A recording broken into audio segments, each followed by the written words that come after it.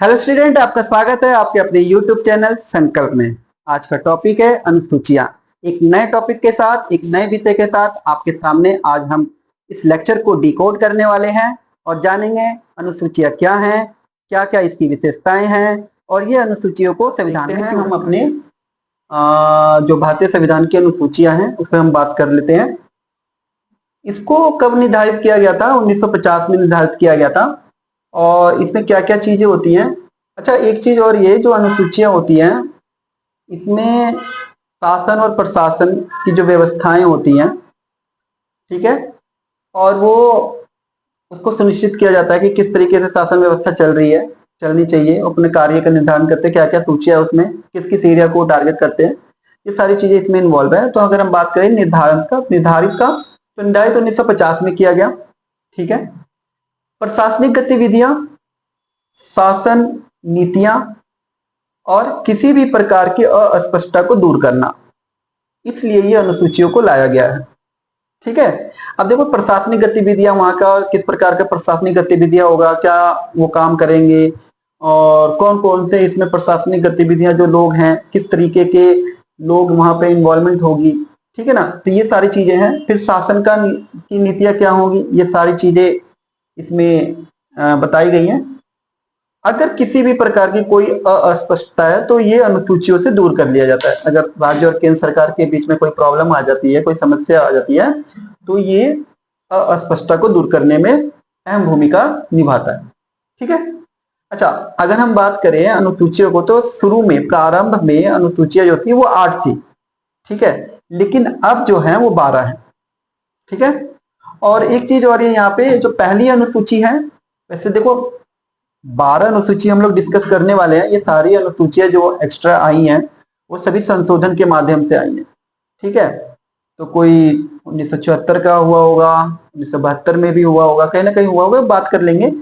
अच्छा, पहली अनुसूची में अगर हम बात करें, जो इसमें अनुच्छेद 1 और अनुच्छेद 2 के तहत में एक साथ ही इसको देखा जाता है दोनों को, और इसलिए इसको पहली अनुसूची कहा जाता है। और अनुसूची 1 और 2 में आपने पहले की क्लास में भी थोड़ा बहुत पढ़ा होगा, उसमें अगर आप पीछे की वीडियो देखेंगे तो आपको अनुच्छेद 1 और अनुच्छेद 2 के बारे में छोटा सा डिटेल दिया गया है।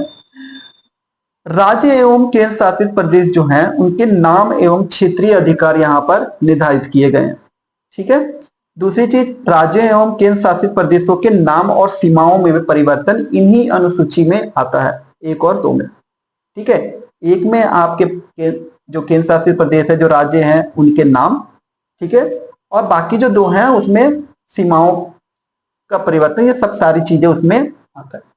अनुसूची, दूसरी अनुसूची की अगर बात करें तो ये वेतन और भत्ते से रिलेटेड है। जो भी हमारे अधिकारी हैं, बड़े बड़े अधिकारी हैं, चाहे वो भारत के राष्ट्रपति हों, राज्यपाल हों, राज्यों के राज्यपाल हों, लोकसभा एवं राज्यसभा के अध्यक्ष हों, उपाध्यक्ष हों, और राज्य की जो विधान परिषद होते हैं उनके सभापति या उपसभापति हों, तो ये जितने भी लोग होते हैं, इसके अलावा भी यहाँ पे उच्चतम न्यायालय और उच्च न्यायालय के जो न्यायाधीश होते हैं और जो हमारे ऑडिटर होते हैं भारत के, जिसे हम नियंत्रक एवं महालेखा कहा जाता है, तो ये लोग भी इस अनुसूची में, दूसरी अनुसूची में आते हैं। और इसमें निर्धारित होता है कि किस प्रकार का उनको भत्ता, वेतन और बाकी अन्य प्रकार की जो सुविधाएं हैं वो उनको दिया जाए। तो ये अनुसूची दूसरी अनुसूची में पूरी तरह से निर्धारित किया जा चुका है। ऐसा कोई भी अस्पष्टता ना रहे कि क्या चीज है, कैसे क्या है, तो ये सारी चीजें यहाँ से डिफाइन है। इस तरीके से ये हमारे संविधान को, उसकी दृढ़ता को, उसकी स्वतंत्रता को, गरिमा को बनाए रखने में ये अनुसूचियां बहुत अहम भूमिका निभाती है। तीसरी अनुसूची, ठीक है, तीसरी अनुसूची जो है शपथ एवं प्रतिज्ञान के रूप में होती है। यानी जो भी हमारे मंत्रीगण हैं, चाहे वो संसद के लिए चुनाव के प्रत्याशी हों या संसद के सदस्य हों या फिर उच्चतम न्यायालय और भारत के नियंत्रक महालेखा हो या राज्य के मंत्री हो या इसके अलावा और भी हो, तो वो पूरी डिफाइन किया गया है कि इसके अलावा और भी है। मतलब यहाँ पे डिफाइन किया गया है कि उनके लिए शपथ क्या होगा, उनका क्या रूप होगा शपथ का, और किस प्रकार का वो प्रतिज्ञान देंगे, ठीक है।